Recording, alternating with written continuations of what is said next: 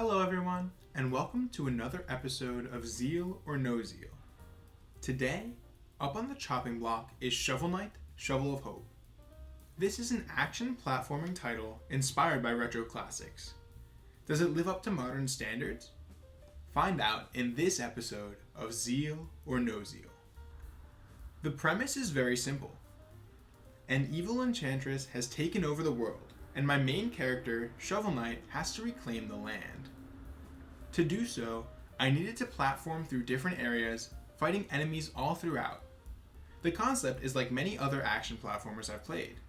Despite not featuring any revolutionary game mechanics, the level designs are exemplary. I was constantly introduced to both new themes and level assets. I learned how to master conveyor belts, time my jumps to avoid flames, and, of course, evade enemy attacks. Even apart from the assets, the level designs are fun, and they don't get stale. Levels in Shovel Knight Shovel of Hope are decently long, so I was glad that the developers continually introduce new ideas even within the themes. Moreover, they scale properly. There were no abrupt difficulty spikes, no overwhelming challenges, and every death was my fault. The levels always taught me exactly what I needed to know before throwing me into the wild. One of the strongest aspects of the game is how Shovel Knight Shovel of Hope teaches. Instead of rigid tutorials, the game informs you while you play. I was shown how to tackle enemies and use new objects without even knowing I was being taught.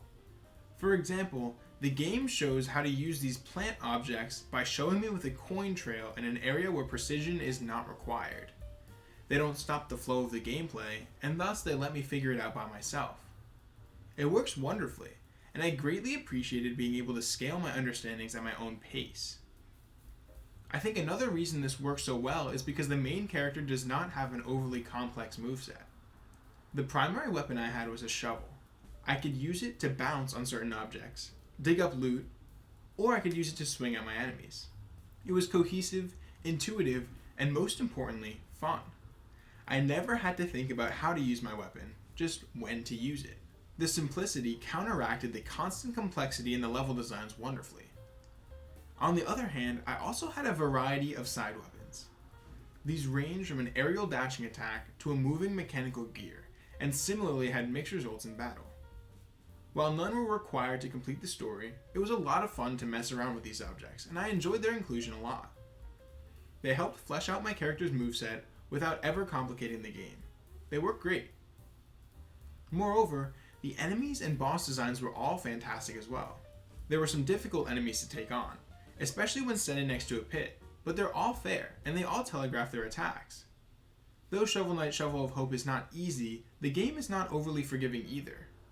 Getting hit by an enemy pushes the main character with a lot of knockback, sometimes pushing me straight into a bottomless pit or instantly lethal spikes. I didn't have a problem with this, but it was occasionally frustrating to get through certain obstacles. Luckily, the game features a generous checkpoint system. There were plenty of save points to keep me from losing my progress on a journey.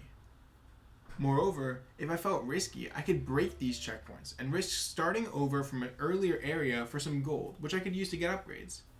It was a cute idea, and it was further elaborated because instead of lives, my character drops his gold upon death. However, it wasn't really as gripping as I would have wanted it to be. I was easily able to obtain the upgrades that I wanted, and thus I wasn't really in a bind for cash. It added some pressure to my gameplay, but the part I liked the most was that it didn't push too much stress on me to perform well. I had infinite retries, and even when I lost my money, I could always get more. The simple feature made dying, and even the more painful, instantly lethal kills much more tolerable. Overall, the difficulty balance in the game is excellent. The checkpoints ensured that each segment was feasible, even though there were some tricky parts. There are always ways to make the game more difficult too. It's not like the core levels are too easy, but the game features challenge levels and a new game plus that incentivize players to play the game after that initial completion. I thoroughly enjoyed how well balanced the difficulty and the overall gameplay is. In sum, I really enjoyed my playthrough of Shovel Knight Shovel of Hope.